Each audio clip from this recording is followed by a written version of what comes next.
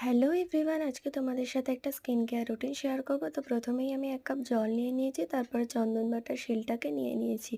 তোমরা এখানে গুঁড়ো চন্দনও ইউজ করতে পারো। আমি এখানে চন্দন বেটে নিয়েছিলাম। আসলে একটা বইয়ে পড়েছিলাম চন্দন বাটা মুখে দিলে নাকি পিম্পল হওয়ার থেকে কিছুটা প্রতিরোধ করা যায়।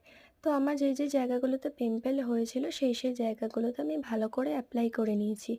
তারপরেই আমি আধা ঘন্টা 30 মিনিট রেখে আমি মুখটা ভালো করে ক্লিনজার দিয়ে ক্লিন করে নিয়েছি। তারপর ফ্রেশ হয়ে ডার্মাকো 2% স্যালিসিলিক অ্যাসিড অ্যাক্টিভ অ্যাকেনের জন্য, যেটা ডে প্লাস নাইট দুটোতেই ইউজ করা যায়, সেটা আমি মুখে ভালো করে অ্যাপ্লাই করে নিয়েছি।